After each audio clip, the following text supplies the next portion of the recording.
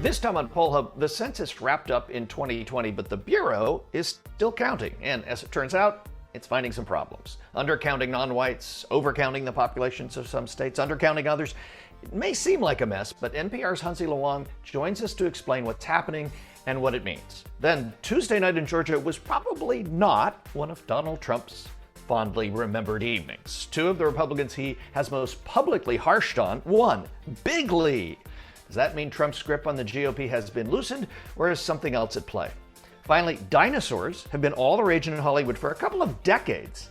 Laura Dern was 23 when the original Jurassic Park began filming, so yes, decades. So are they the number one list on extinct species Americans would like to bring back? That's a teaser. You gotta stick around to find out.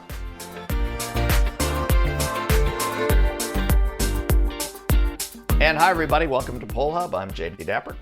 I'm Barbara Carvalho. And I'm Lee Marenhoff. So today we are going to be talking about the recently released information from the Census, which talked about how this time around we had a number of overcounts and undercounts of, I think it was over a dozen states, 14 states. And so we want to take a look at what the implications for that are. Certainly the Census faced some huge problems in conducting the 2020 count this time around. What was so interesting is that for 10 years people were planning the next decennial census and anticipating all sorts of events, different modes of data collection, weather events, everything and anything that could have happened. One of the things that they did not plan for, of course, was the pandemic. So that provided a very different context. We have Hansi Wang, NPR correspondent who reports on voting, with us today to talk about what the implications of the census under and over counts are, as well as the implications going forward for Census 2030. Hansi, thanks so much for joining us. Thank you for having me.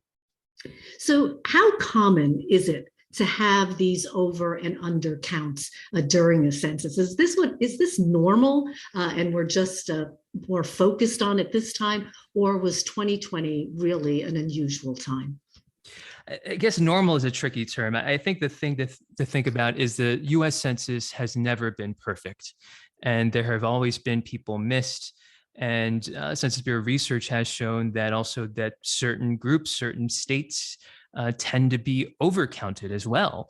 And so what's interesting is that in 2010, the Census Bureau found through its follow-up survey it conducts that there were no states with statistically significant undercounts or overcounts in 2010. In past decades, there have been. And now in 2020, we do see a total of 14 states with statistically significant miscounts. So that's 6 states with significant net undercounts: Arkansas, Tennessee, Mississippi, Florida, Illinois, Texas. And you have 8 states with statistically significant net overcounts: Hawaii, Delaware, Rhode Island, Minnesota, New York, Utah, Massachusetts, and Ohio. Are there any theories or ideas as to why this seems to happen? And you seem to mention that although 2010 perhaps was the exception and not typical with under and over counts, that there are some places that just seem to always be under or over counted. It's something that Census Bureau researchers are going to dig deep on as they prepare for the 2030 census, and that planning is already underway. But I think some of the things that historically have been the case in terms of overcounting, that tends to be driven by people who are counted more than once at different addresses, often people who have more than one home. And as you said, 2020, the census rolled out nationwide counting rolled out just in the early weeks of the pandemic. Just as many colleges and universities were shutting down, students were fleeing campuses, and that really sparked a lot of confusion, especially among that population, about where to count students who were leaving campus and returning or going someplace else. And according to the Census Bureau, college students who usually are in dorms, staying in dorms, should be counted on campus, but that may not have necessarily been the case That could have been one contributing factor, but lots of different factors because it's a massive operation. We also have to keep in mind the Census Bureau, in addition to a pandemic, was not planning for years of interference from former President Donald Trump's administration, interference that included trying to add a now blocked citizenship question, as well as ending counting early, cutting counting short, counting that was delayed nationwide by the pandemic and then was ultimately cut short by the Trump administration. But one of the things I was struck by in that was, as I look at the overcount states as opposed to the undercount states, the irony seems to be that those which were overcounted tend to be more blue states and the undercount tended to occur more in the red states. So is this just a comedy of errors, or it just sort of worked out because of the demography of the particular states? You know, one thing, the way to think about these net overcount and undercount rates that the census puts out is it's a bit of a Rorschach test, because what you're seeing are these indicators that are really one facet of a very complicated, massive operation. And so you could paint and put out a theory like that, but I would point out that amongst the states with significant net undercounts, you have what some may consider a blue state, Illinois, which Biden won in 2020. And among the states with significant net overcount rates, you have the quote unquote red state of Utah, which voted for Trump in 2020. And so there are a lot of different theories you can put out there. And I think this is something that, again, that will require a lot of research and digging into. And another thing to keep in mind is that these are state level net overcount and undercount rates that are not broken down by demographics, specifically race, ethnicity. And we know that the Census Bureau's research has shown decade after decade, there is this long-standing trend that people of color are undercounted while people identify as white and not Hispanic are overcounted. And so these overcount rates and net undercount rates may be masking an even more complicated story of what's really happening in each of these states. So what does this all mean? The census data is used by a lot of industries, a lot of people. What does this mean that there's been undercounts and overcounts? It means that this is not an accurate portrait of the people living in the United States of America as of April 1st, 2020. But this is going to be the baseline that the government, that researchers, that policymakers, that the general public will often have to rely on, because this is the most comprehensive data at the national level and oftentimes at the local level. And so this is what we have to work with for the next 10 years. And I think any data user, and that can not necessarily be an academic or a researcher or a pollster, it could just be anyone looking up at census.gov, data.census.gov, just to keep in mind, data can sound like cold, hard facts. I think what I've learned through my reporting over the census over these past few years is that data is produced by a series of decisions by the people who plan how to collect the data, and then also the conditions in which the data is collected. And this data was collected under really extraordinary circumstances, a very tumultuous political and social climate. And so if you're looking at some of this data, we just have to keep in mind what are the caveats, what are the asterisks to keep in mind. And again, we're continuing to see the longstanding trend of people of color undercounted, while you have an overcount of people identify as white and not Hispanic. Also, I think one of the things that the census is used for is redistricting, but there was recently legislation passed to determine that redistricting prior to the recount. So these recounts will not have redistricting implications. What can people who are studying this to go forward and improve things for the 2030 census, what kinds of changes or things that do you think we need to look for and anticipate as statisticians, as researchers, for going forward to get a more accurate count? And Barb, just to clarify, I think you were referring to an earlier Supreme Court ruling that said that. Oh, you're right. You're correct. It wasn't legislation. Yes. A Supreme Court ruling in 1999 that ruled that census data numbers, state population numbers that are used to reapportion the seats in Congress to determine how many seats in the House of Representatives each state gets. Those numbers that cannot, statistical adjustment cannot be used in order to produce those numbers. And so that's what the Supreme Court ruled in 1999. And I think the bigger point you were making is that, we have this information about the quality of the data that the census has put out, and this will not affect the data that has already been used to determine each state's share of House seats, electoral college votes, and the data that's being used right now to draw maps, voting maps around the country. And I apologize. Can you repeat your question? Yes. No, well, I think this is just, moving forward. As you mentioned, the planning for the next census actually starts before the last one is even over. So what can we learn by this kind of upheaval that the census really faced, as you mentioned, both statistically and socially, in the difficulty in measuring who we are as Americans? What can we take away from this in planning for the 2030 census? Well, the job for the Census Bureau isn't getting any easier. It's just an even more complicated situation where they have to think through if there potentially is another pandemic or what else could be coming around the corner that could really throw their years-long planning for a loop. Another thing to keep in mind before we even get to 2030, though, is that there are funding implications. These numbers are used by state and local governments to get their share of an estimated $1.5 trillion a year in federal funding for Medicare, Medicaid, education, transportation, other public services. And so you have a lot of state and local officials who are very concerned. They're skeptical about how accurate these numbers are in terms of representing their communities. And so there is a lot of pressure on the Census Bureau right now from these state and local officials, as well as from other census stakeholders, in wondering what is the Census Bureau going to do in terms of those annual population estimates that the Census Bureau puts out. And those estimates drive a lot of those funding decisions.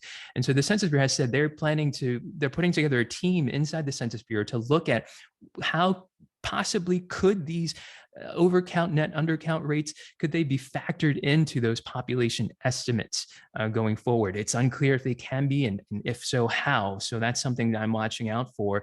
And so there are just major implications in terms of this funding, and that could shift how that money is divvied out in the coming years. So something to watch out for. But 2030, it's a ways away, but I think one big change in 2020 was that this was predominantly all households were able to do the census online.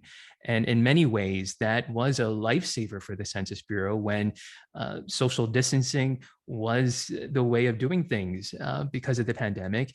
And people did not want to leave their homes if they didn't have to, not even necessarily maybe go out to the mailbox or encounter a Census Bureau worker. And so that online option for folks who do have internet access was a lifesaver. But a big question is, what about those communities that don't have a good, strong internet connection? And are those communities being left out? That's something that Census Bureau will have to look into. Absolutely. No, that is a huge problem, and that is a huge disconnect. Hopefully the difficulties that we had this time around won't undermine the importance and the relevance and the overall accuracy of the census and the reasons that we do so every 10 years. Hansi, Wang, thank you so very, very much. We appreciate you talking with us today. You're very welcome. So let's switch gears to Tuesday night in Georgia.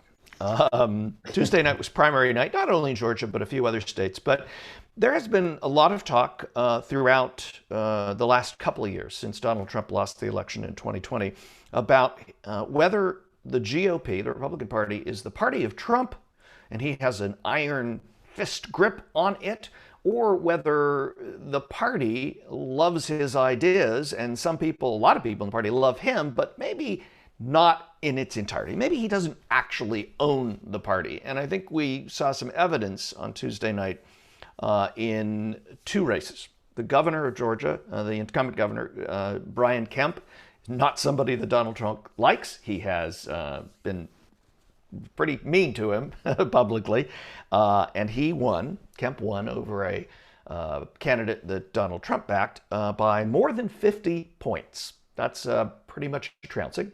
And then Secretary of State, the incumbent Secretary of State, Brad Raffensburger, who you may recall was the guy as the Secretary of State who ran the elections in Georgia and refused to heed any of Trump or Trump's people's calls to look into the election, to change the votes, all the various things that he was asked to do.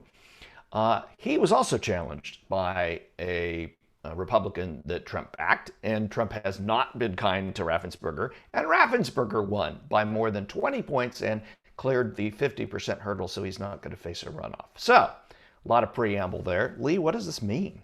Well, well, it's subject to interpretation, and I think Donald Trump. Well, that's what you're here for, is to interpret yes, for of course. us. And Donald Trump is, of course, looking at the states he won, or the congressional districts he endorsed candidates in, and they won. So he's racking up, as he would see, big victories. But the reality is, these folks in Georgia were the ones who really, really got under Trump's skin, to put it mildly.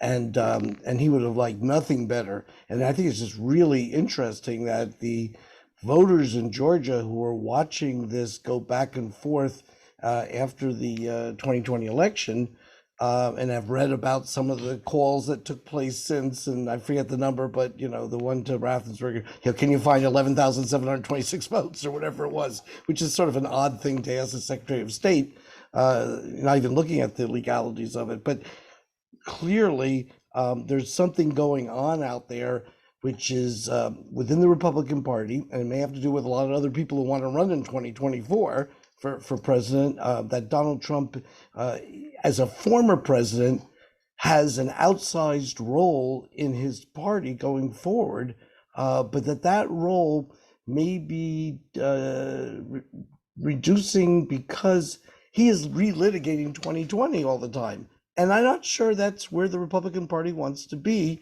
in 2022 or 2024.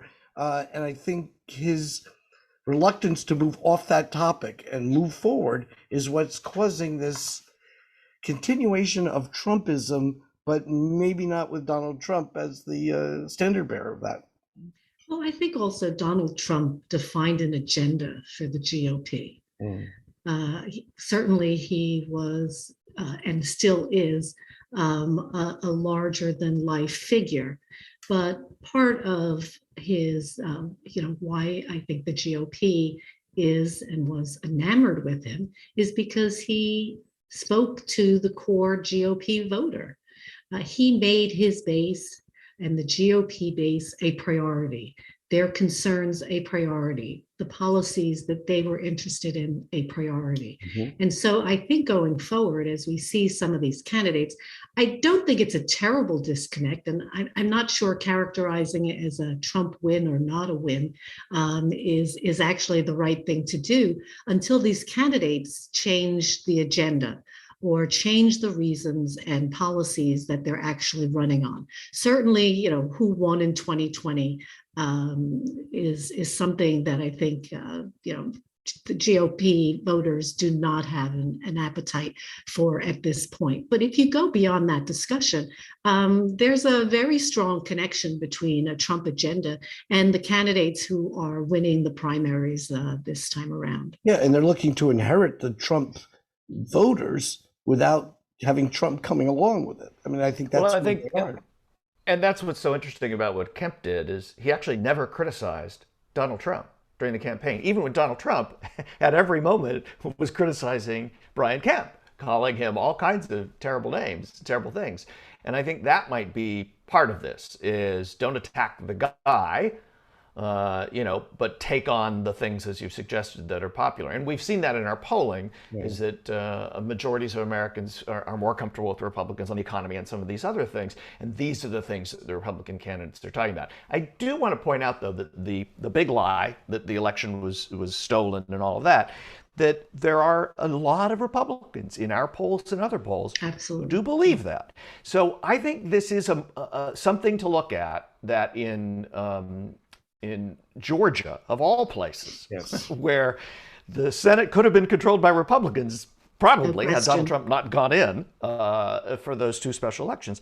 I think it's remarkable that in Georgia, Republicans there a majority of Republicans, and in the case of Brian Kemp, a very large majority of Republicans, stood up and said, that is not what we want this election to be about. I think that's big. No, I think it's fascinating. Of course, Herschel Walker won the Senate race, primary, I should say, for the Republicans, and definitely with Trump's blessings. And that's going to be a huge race between Walker and Senator Warnock going forward in November. Could be the determining race in the Senate. And that's a mixed message, and that's actually a good point. Is that Trump backed Walker, and Walker won bigly as well, and Walker has talked about the big lie much more so than Kemp or Raffensburger. On the other hand, there was no strong competition against him, and the party backed him. The state party backed him, where in the case of so you had voters, Republican voters, voting for Herschel Walker, the Trumpy, and Kemp and Raffensburger on the other side of the 2020 battles, and they were voting for both of them. So I mean, it just shows the Republican Party sort of trying to figure its way out of where this is. And I think very often they sort of figure with Donald Trump, well, let's just get past this time, and then we'll deal with him. And that's what's been going on for 5 or 6 years. And they never quite deal with him. And now I think they're just concerned that going forward, they really don't want to, as I said before, relitigate the presidential election of 2020 right now, regardless of the fact that a lot of Republicans think it was rigged. They want to know what you can do for me. Let's see what happens in Pennsylvania and the recounts and all of that, and also there are still upcoming primaries, so in other states. And also, I think that we need to take into consideration the fact that people are focusing on some of these much larger issues, such as inflation, such as the economy, just cost of living. And so I think at times the Trump, not Trump thing can become a distraction. Yeah, and I think that may be what we're looking at. Well, one of the things that is in my fun facts section of our podcast, I always get an opportunity to try to figure out a good segue and I got one. It's a stretch. But what we see in the polls that was done in the fall of 21 by Ipsos, Understanding Society, was that basically 1 in 10 Americans are interested in resurrecting dinosaurs as a species, of course, extinct. And I'm thinking of polling during that, period, and what an in-person exit poll would have been like. When you had to go up to a dinosaur, for example, and find out, what. Well, anyway, I won't stretch that. I thought you were gonna. That was roughly. That was really rough. I thought he was going to talk about different methods of polling as being a dinosaur. I thought he was going to say the polling industry was a dinosaur. No, I wouldn't. But when it comes to species, I don't want to go through all the data here. But when it comes to different species, the number one to be resurrected of an extinct species are giant tortoises. I assume that's the plural of tortoise. I'm not sure.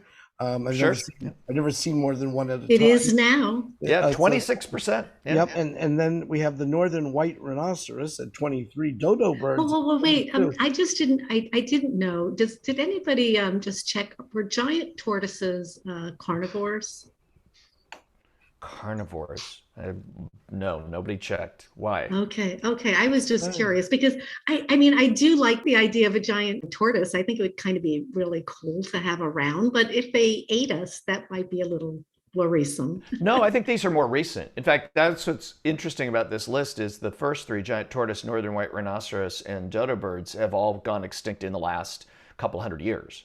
They're not prehistoric. And then we go to woolly mammoths and saber-toothed tigers and dinosaurs and mastodons. So it's kind of like the ones that I was surprised by that. The ones that are the most recent were the one on the top of the list. I really would have thought dinosaurs or something like that would have been on top. But hey. Well, I think also, this we talk about species extinction as if it is something in the past, but it isn't. And there are quite a number of species that have been and are now extinct and will continue to be in the future as well. Note that the biggest and the number one answer was, I wouldn't want to bring any species back. Mixed message there. it's about dinosaurs, I get it. If it's about a dodo bird, come on. That'll do it for this edition of Poll Hub. Poll Hub is a production of the Marist Poll at Marist College in Poughkeepsie, New York. Mary Griffith is our executive producer. Casey Schaff is our production supervisor. If you have questions for us, tweet them directly to @MaristPoll. Remember, you can always tell your smart speaker to play Poll Hub, and with any luck, it will cooperate. Finally, wherever you listen to Poll Hub, there is a subscribe button. Click it, and the latest episode will be ready for you in your podcasting app as soon as we release it. We'll see you next time.